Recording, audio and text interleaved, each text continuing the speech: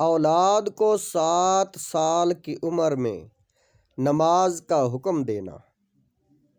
قال اللہ تعالی وَأْمُرْ أَهْلَكَ بِالصَّلَاةِ وَاصْبِرْ عَلَيْهَا لَا نَسْأَلُكَ رِزْقًا نَحْنُ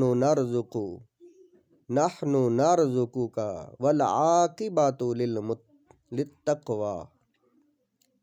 سورۃ طٰہٰ آیت نمبر 132۔ اللہ تعالیٰ نے ارشاد فرمایا، اور اپنے اہل و عیال کو نماز کا حکم دیجیے اور خود بھی اس پر قائم رہیے۔ ہم آپ سے رزق نہیں مانگتے، ہم ہی آپ کو رزق دیتے ہیں، اور بہترین انجام تو اہل تقوی کے لیے ہے۔ حدیث نمبر ہے سنن ابو داؤد۔ وعن عمرو بن شعیب عن ابیہ عن جدہ قال قال رسول اللہ صلی اللہ علیہ وسلم مروا اولادکم بالصلاة لسبع واضربوہم علیہا لعشر وفرقوا بینہم فی المضاجع۔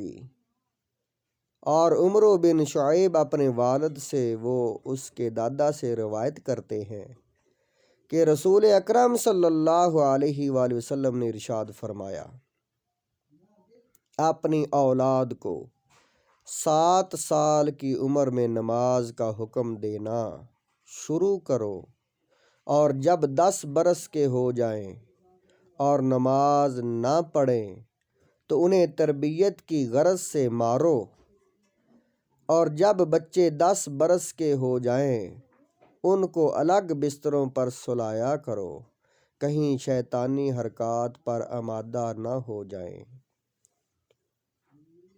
اولاد کو ابتدا ہی سے اچھے ماحول میں رکھنا۔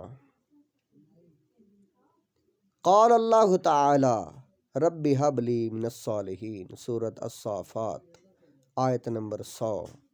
اللہ تعالیٰ نے ارشاد فرمایا، اے میرے رب، مجھے لڑکا عطا کر جو نیکوں سے ہو۔ یہ انبیاء کی دعا ہے۔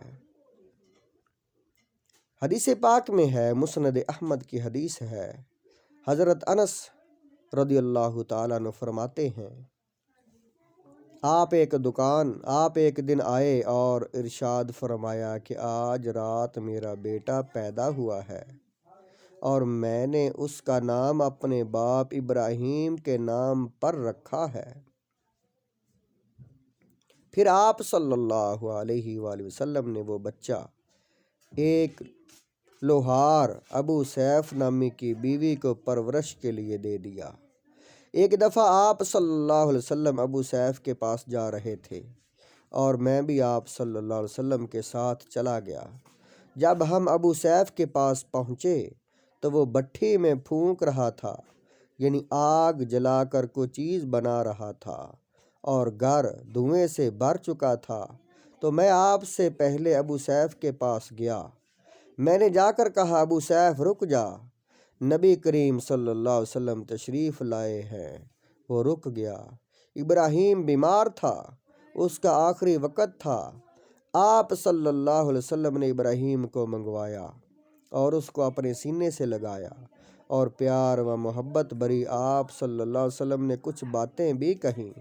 میں نے دیکھا کہ ابراہیم کی جان نبی کریم صلی اللہ علیہ وسلم کے سامنے نکل رہی تھی، تو آپ صلی اللہ علیہ وسلم کی آنکھوں سے آنسو گرنے لگے، اور آپ صلی اللہ علیہ وسلم نے ارشاد فرمایا کہ آنکھ تو آنسو بہا رہی ہے اور دل غم سے بھرا ہوا ہے، لیکن ہم ابراہیم رضی اللہ تعالیٰ عنہ کے متعلق اللہ سے کوئی ایسی بات نہیں کہیں گے جس پر رب ناراض ہو جائے، یعنی ابراہیم کی موت پر اللہ کی رضا پر راضی ہیں۔